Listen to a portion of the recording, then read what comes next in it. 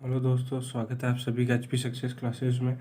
दोस्तों, जो RBI attendant के लिए जा रहे हैं उनके लिए जो बैंकिंग की अभी रिसेंटली जो टर्म्स है ना, उसके ऊपर मैं वीडियो बनाने जा रहा हूँ कि बैंकिंग के क्या क्या क्वेश्चन बन सकते हैं, कि आरबीआई के कितने डिप्टी गवर्नर होते हैं, आरबीआई की सब्सिडरी कितनी है, नेफ्ट आरटीजीएस के बारे में, डीपीआई क्या होता है, इन सब के बारे में, और कौन कौन सी फुल फॉर्म्स पूछी जा सकती है। आरटीजीएस की फुल फॉर्म क्या होती है, नेफ्ट की फुल फॉर्म क्या होती है, नेफ्ट कौन सी कंट्री में अपन कर सकते हैं, इन सब के क्वेश्चन इस वीडियो में मिलेंगे। ये पार्ट 1 है। और जैसे ही और अगर भी मार्च के अंदर और कुछ भी लॉन्च होता है, मार्च और फरवरी का, ये थोड़ा पुराना है, जनवरी का है, तो ये भी इम्पोर्टेंट बन रहा है, तो आप वीडियो को पूरी देखना।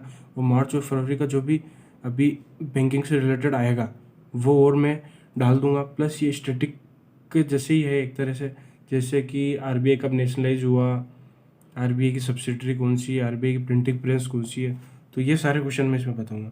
तो आप वीडियो को पूरी देखना और वीडियो को ज़्यादा से ज़्यादा शेयर करना, चैनल को सब्सक्राइब करना, वीडियो को लाइक करना।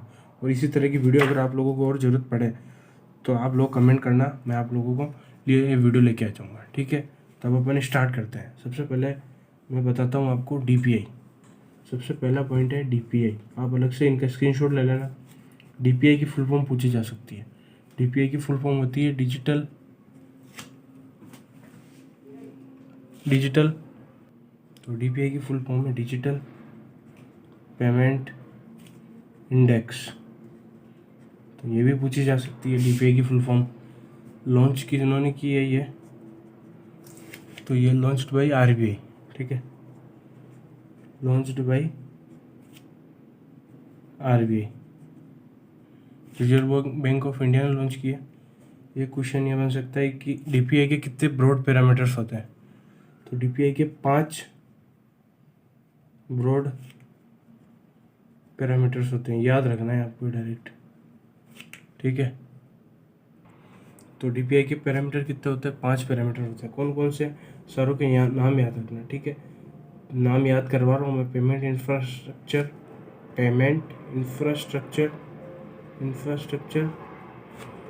Demand side factor. क्या है? Payment infrastructure, demand side factor. ठीक है, वापस पेमेंट इंफ्रास्ट्रक्चर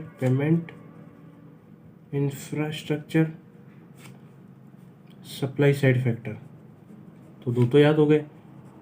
ऐसे क्वेश्चन में ऐसा आ सकता है कि क्वेश्चन ऐसा आ जाएगा कि कौन सा डीपीआई का पैरामीटर्स नहीं है, ब्रॉड पैरामीटर्स नहीं है, तो इसलिए 500 याद होने चाहिए आपको। ठीक है, और अगला हो गया पेमेंट इनेबलर्स।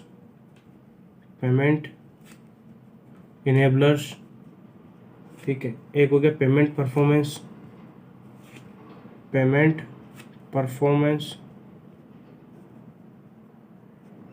एक हो गया कंज्यूमर सेंट्रिसिटी। तो 500 याद हो गए आपको। एक बार वापस मैं याद करवाता हूँ। प्लस इनका कितना कितना वेटेज है। सेंट्रिसिटी देखो, डिमांड साइड फैक्टर का है 10% वेटेज। ठीक है, payment infrastructure supply side factor का है 15%, पेमेंट इनेबलर्स का है 25%। ठीक है, और पेमेंट परफॉर्मेंस का है 45%, और कंज्यूमर सेंट्रिसिटी का 5%। तो देखो, 5 ब्रॉड पैरामीटर कैसे याद रखना है? Payment infrastructure. ठीक है, पेमेंट इंफ्रास्ट्रक्चर में demand side factor, supply side factor. ठीक है, पहले 10%, फिर 5% बढ़ाया 15%, फिर 25%, फिर 45%, और फिर 5%। तो दो तो याद हो गए। फिर वापस 2 बार पेमेंट, एक है पेमेंट इनेबलर, एक है पेमेंट परफॉर्मेंस, फिर लास्ट वाला है कंज्यूमर सेंट्रिसिटी। याद हो गए 5। प्लस डीपीआई के अंदर एक ये पूछ सकते हैं कि बेस पीरियड कौन सा है। क्या है? Base period. तो डीपीआई का बेस पीरियड है मार्च 2018। क्या है? मार्च 2018। ठीक है, प्लस डायरेक्ट क्वेश्चन ये पूछ सकते हैं अपन को कि डीपीआई का स्कोर कितना है। डीपीआई स्कोर है ना, तो अपन को मार्च 2019 का भी याद रखना है। मार्च 2019 का 153.47। इससे भी ज़्यादा इंपॉर्टेंट है मार्च 2020 का। तो मार्च 2020 का डीपीआई का स्कोर कितना है? 207.84। तो ये दोनों याद रखना। मार्च 2019 का तो है 153.47, और 2020 का है 207.84। ठीक है, तो ये डीपीआई से जितने भी क्वेश्चन बन सकते थे वो सारे मैंने बता दिए। ठीक है, अब अपन चलते हैं अगले पे। अगला है RTGS.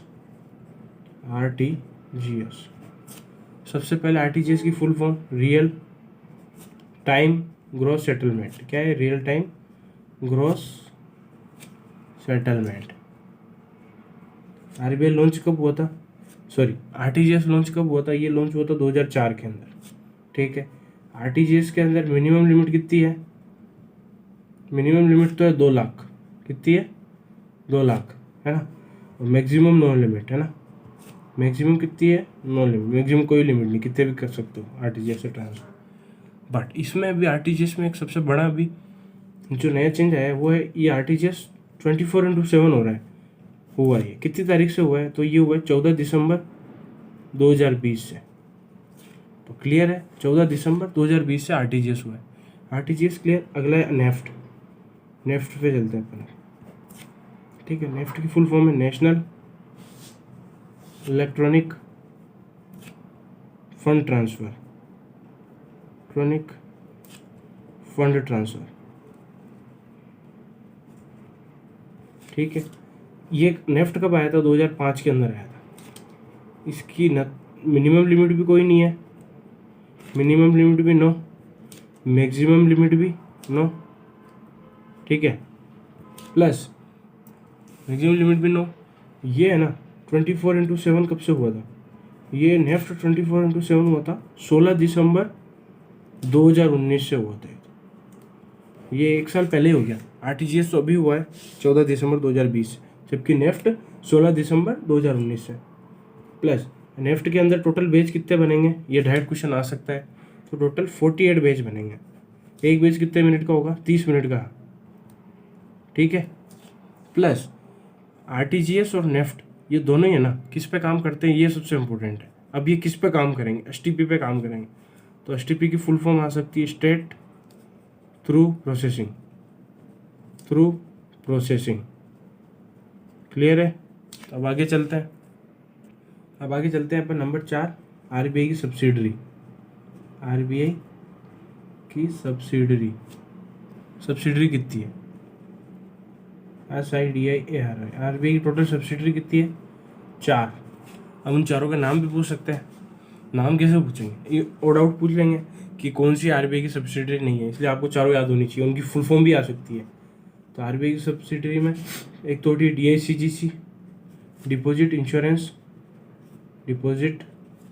Insurance and credit guarantee corporation. Credit guarantee corporation, ठीक है। इसके अंदर जो मिनिमम इंश्योरेंस मिलेगा ना, मैक्सिमम इंश्योरेंस, सॉरी, वो 5 लाख कर दिया है। पहले ही 1 लाख था। जैसे कोई भी बैंक अगर डूब जाता है ना, और अगर अकाउंट होल्डर के कितने भी रुपए हो, तो ज़्यादा से ज़्यादा ना उसको 5 लाख मिलेंगे। ये है इसका मतलब। तो पहली DICGC, दूसरी है BRBNMPL, भारतीय रिजर्व बैंक। भारतीय रिजर्व बैंक नोट मुद्रण प्राइवेट लिमिटेड। नोट मुद्रण प्राइवेट लिमिटेड। एक ये है, एक है IFTAS और एक है रेबिट। IFTAS लास्ट है रेबिट, ठीक है। तो IFTAS की फुल फॉर्म है Indian financial technology and allied services. Rebate की है रिजर्व बैंक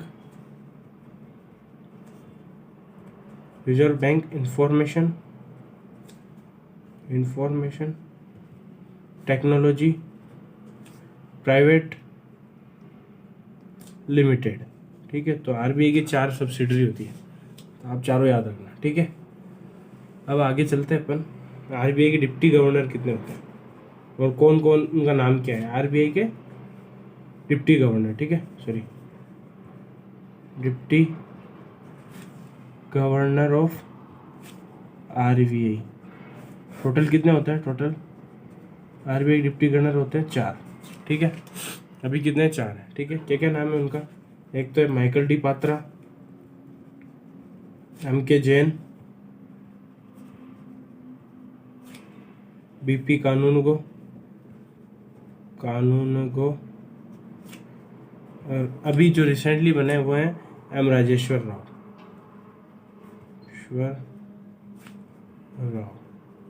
ठीक है, तो आरबीआई के डिप्टी गवर्नर कितने याद हो गया? 4 डिप्टी गवर्नर है आरबीआई। ठीक है, एक क्वेश्चन ये बन सकता है कि आरबीआई नेशनलाइज कौन सी ईयर में हुआ है? आरबीआई नेशनलाइज्ड फ्रॉम, तो आरबीआई नेशनलाइज हुआ है 1 जनवरी 1949। कब हुआ? 1 जनवरी 1949 से, डायरेक्ट याद रखना। ठीक है, एक क्वेश्चन अभी रिसेंट से ये बन सकता है कि chairman of RBI innovation hub, RBI का भी इनोवेशन हब बनाया ना, उसके चेयरमैन कौन है? तो उसके चेयरमैन है क्रिस गोपाल कृष्णन।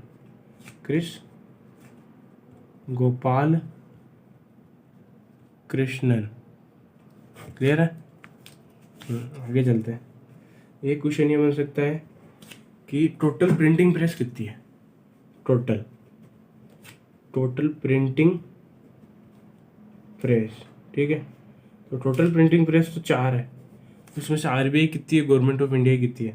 तो इसकी शॉर्ट ट्रिक है एमएस धोनी। क्या है? एमएस धोनी। तो पहली एमएस वाली तो है आरबीआई की प्रिंटिंग प्रेस है 2, और डीएन वाली हो गई गवर्नमेंट ऑफ इंडिया की। गवर्नमेंट ऑफ इंडिया की भी 2 प्रिंटिंग प्रेस है। एम से है मैसूर। ठीक है, एस से है सालगोनी। और इधर गवर्नमेंट ऑफ इंडिया वाली में डी से देवास, एन से नासिक। याद हो गई? तो आरबीआई की अब क्वेश्चन आ जाए कि आरबीआई की प्रिंटिंग प्रेस कितनी होती है, तो 4 नहीं लगाना है, आरबीआई की प्रिंटिंग प्रेस 2 ही है। ठीक है, ये हो गया कंप्लीट। अब आगे चलते हैं अपन 90 पे के अगले। और क्या बन सकता है? हाँ, ये क्या बन सकता है कि मिंटिंग प्रेस कितनी है? मिंटिंग मतलब सिक्कों की ढलाई, मिंटिंग प्रेस। ठीक है, तो आरबीआई की मिंटिंग प्रेस भी 4 है। कहाँ है? MKHN। ठीक है, MKHN याद रखो। मुंबई नंबर 1, 2 कोलकाता, 3 हैदराबाद, 4 है नोएडा। तो क्लियर है? तो आरबीआई की मिंटिंग प्रेस क्लियर होगी। अब आगे चलते हैं। एक क्वेश्चन ये बन सकता है एमपीसी की फुल फॉर्म भी आ सकती है। एमपीसी की फुल फॉर्म होती है मॉनेटरी पॉलिसी कमेटी। क्या है? Monetary policy committee. ठीक है, इसके टोटल मेंबर कितने होते हैं एमपीसी के? एमपीसी के टोटल मेंबर होते हैं इसके अंदर 6 मेंबर होते हैं। ठीक है, 3 आरबीआई के होते हैं प्लस 3 गवर्नमेंट ऑफ इंडिया के होते हैं। गवर्नमेंट ऑफ इंडिया के जो होते हैं ना, उनका टेन्योर कितना होता है? 4 साल का होता है, 4 ईयर। और ये 1 टाइम होता है, मतलब एक बार ही चुने जाएंगे जो भी होंगे। जो आरबीआई के कौन कौन है अभी जो मॉनेटरी पॉलिसी कमेटी के अध्यक्ष है वो है? आरबीआई के कौन कौन मेंबर है? एमडी बात्रा, शक्तिकांत दास,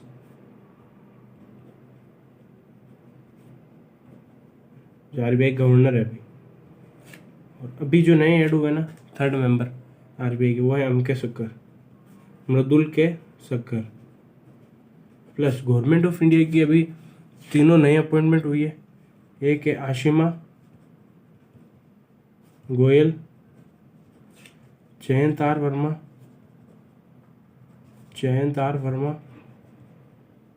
एक है शशांक भिड़े।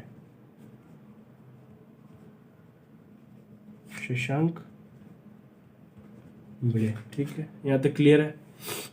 अब आगे चलते हैं अपन 11 क्या बन सकता है? नाबार्ड के ऊपर चलते हैं अपन। नाबार्ड नेशनलाइज कब हुआ? ये भी पूछ सकते हैं, नेशनलाइज्ड इन विच ईयर। ठीक है, तो ये हुआ 12 जुलाई 1982, 1982 से हुआ नाबार्ड। ठीक है, नाबार्ड का हेडक्वार्टर भी आ सकता है। नाबार्ड का हेडक्वार्टर कहाँ है? मुंबई, महाराष्ट्र। सिंपल है तो। ठीक है, और आरबीआई की किसकी सब्सिडरी है नाबार्ड? नाबार्ड है ना, ये गवर्नमेंट ऑफ इंडिया की सब्सिडरी है। गवर्नमेंट ऑफ इंडिया की क्या है, सब्सिडरी है। इसका मतलब ये है कि नाबार्ड के अंदर है ना 100% गवर्नमेंट ऑफ इंडिया के शेयर है, ठीक है, स्टेक है। एक क्वेश्चन ये हो सकता है, चेयरमैन कौन है नाबार्ड के, चेयरमैन ऑफ नाबार्ड। नाबार्ड के अभी नए चेयरमैन बने हैं, पहले हर्ष कुमार भनवाला जी थे, अब है गोविंदा राजुलू चिंताला, गोविंदा राजुलू चिंताला, ठीक है। अब चलते हैं अपन बैंकिंग ओम्बड्समैन में।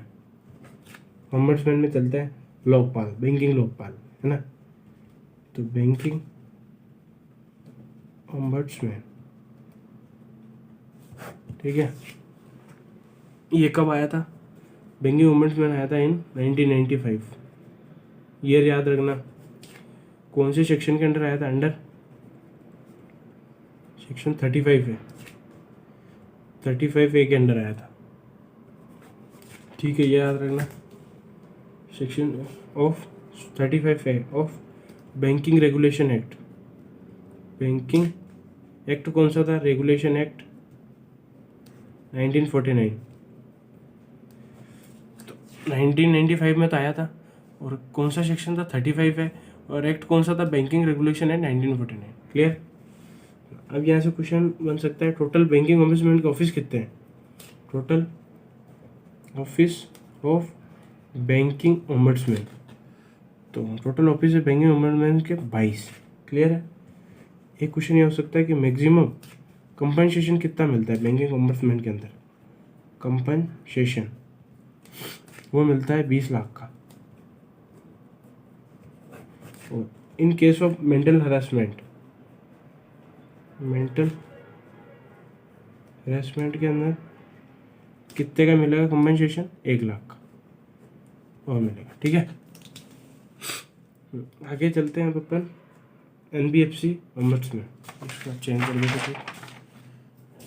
3 ओम्बड्समैन होते हैं, NBFC, बैंकिंग और डिजिटल ट्रांजेक्शन ओम्बड्समैन, ठीक है। तो अगला है NBFC ombudsman, NBFC ombudsman. Clear है। ये कौन से सेक्शन के अंडर आया है, सेक्शन 45 वाला, सेक्शन कौन सा है, 45 वाला ऑफ RBI एक्ट 1934, उसके अंडर आया है। इससे ये क्वेश्चन बन सकता है कि टोटल NBFC ओम्बड्समैन के ऑफिस कितने हैं, जैसे उस बैंकिंग ओम्बड्समैन के तो 22 है, तो NBFC ओम्बड्समैन के कितने ऑफिस हैं, ओम्बड्समैन के ऑफिस तो वो है 4, कितने हैं टोटल, 4। क्लियर है। अगली इसके अंदर ये है कि इसके अंदर मैक्सिमम कंपनसेशन कितना मिलेगा, मैक्सिमम कंपनसेशन NBFC ओम्बड्समैन में मैक्सिमम कंपनसेशन 10 लाख का है, और मेंटल हरासमेंट में 1 लाख का ही है। मेंटल हरासमेंट में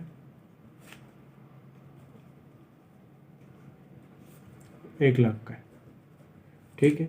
अभी बैंकिंग ओम्बड्समैन की रिपोर्ट आई थी जनवरी के अंदर, उसमें बहुत बड़ी न्यूज़ ये आई थी कि जो तीनों ओम्बड्समैन है ना, ऑल 3 ओम्बड्समैन, 3 कौन कौन से, NBFC, बैंकिंग और डिजिटल ट्रांजेक्शन विल मर्ज, ये तीनों मर्ज होंगे।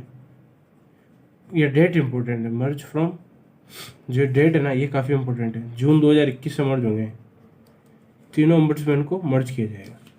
तो बहुत इंपॉर्टेंट है, याद रखना ये डेट, ये डेट एग्जाम में आ सकती है 100% चांस। एक क्या बन सकता है, CRR की full form cash reserve ratio.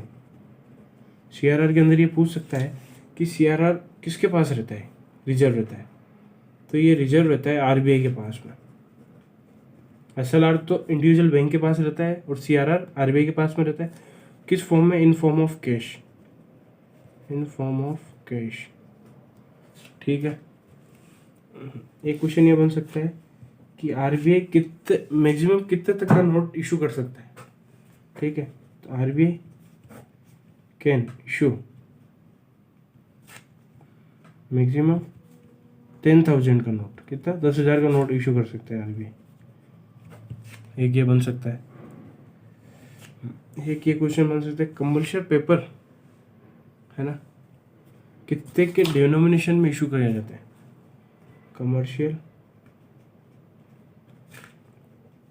Paper issued in denomination of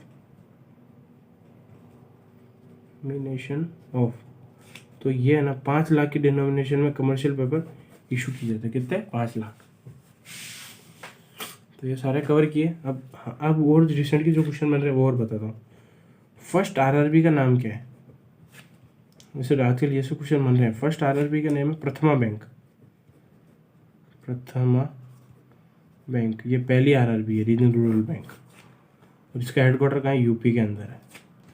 ठीक है। एक ये बन सकता है कि फर्स्ट स्मॉल फाइनेंस बैंक का नाम क्या है? फर्स्ट स्मॉल फाइनेंस बैंक, उसका नाम है capital small finance bank. Capital small finance bank, इसका हेडक्वार्टर कहाँ है?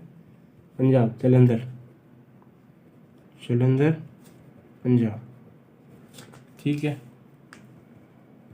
एक है फर्स्ट पेमेंट बैंक का नाम क्या है? First payment bank, first payment bank है एयरटेल पेमेंट बैंक।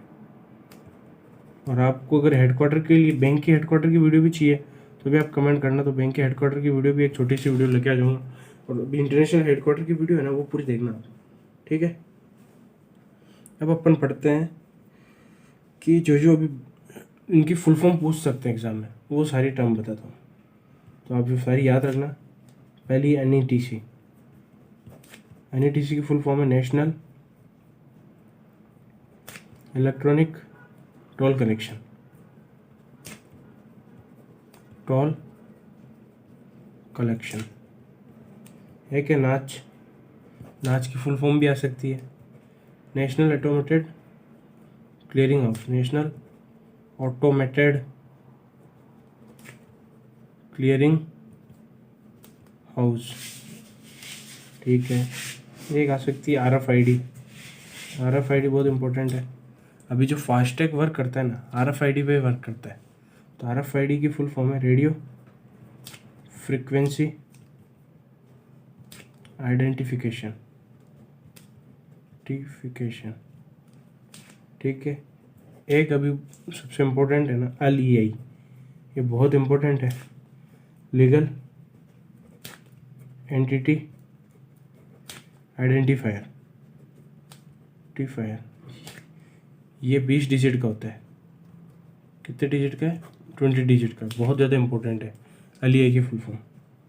एक होता है IMPS, IMPS की full form immediate payment service, immediate payment service. ठीक है। और पढ़ते हैं आगे।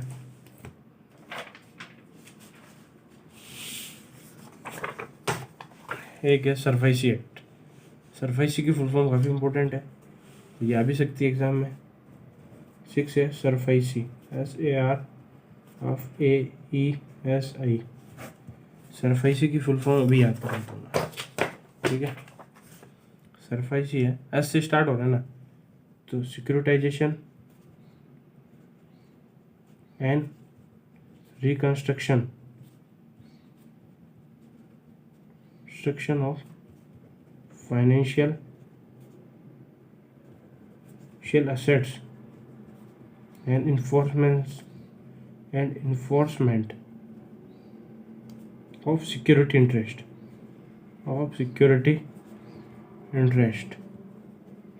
ये कौन से एक्ट के अंडर है? सरफेसी 2002। तो सरफेसी की है securitization and reconstruction of financial assets and information of security interest, तो इसकी याद रखना आप, काफ़ी इंपॉर्टेंट है।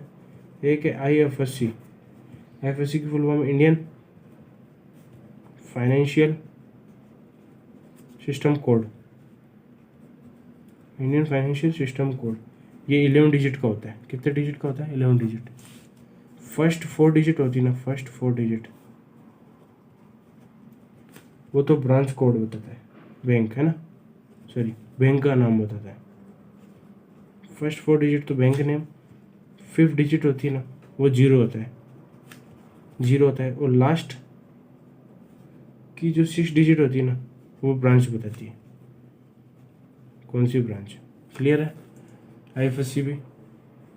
अगला है MMID। Mobile money identifier. Mobile money identifier, ये 7 डिजिट का होता है। एक MICR, magnetic ink character recognition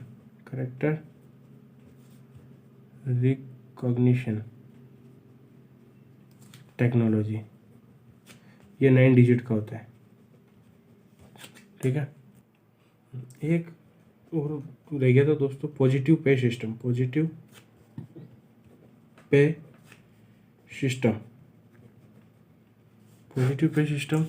RBI ने लॉन्च किया था बाई RBI। ठीक है। और ये किस पे काम करेगा? CTS पे। तो CTS की फुल फॉर्म याद रखना, check truncation, truncation system, CTS की फुल फॉर्म। और ये है ना, फ्रॉड मतलब चेक के लिए है। पॉजिटिव पे सिस्टम चेक के लिए, ताकि फ्रॉड से बचे। और कितने तक के ट्रांजेक्शन के लिए है ये? 50,000, 50,000 है, उससे ज़्यादा के लिए पॉजिटिव पे सिस्टम लागू किया है। और ये कब से लागू होगा, इम्प्लीमेंट होगा? ये होगा 1 जनवरी से 2021 से इम्प्लीमेंट हो चुका है। और पॉजिटिव पे सिस्टम डेवलप किसने किया है? डेवलप्ड बाय NPCI ने डेवलप किया है। क्लियर है? और मैं बताता हूँ आपको। एक और बाकी रह गया है कि अपन है ना, इंडिया से अगर अपन नेफ्ट कर सकते हैं ना, तो कौन सी कंट्री में कर सकते हैं? इंडिया से नेफ्ट, तो वो अपन नेपाल के अंदर कर सकते हैं नेफ्ट। मैक्सिमम कितना का नेफ्ट कर सकते हैं अपन? मैक्सिमम कितने का फंड ट्रांसफ़र कर सकते हैं नेफ्ट के थ्रू? तो वो है 50,000। ठीक है।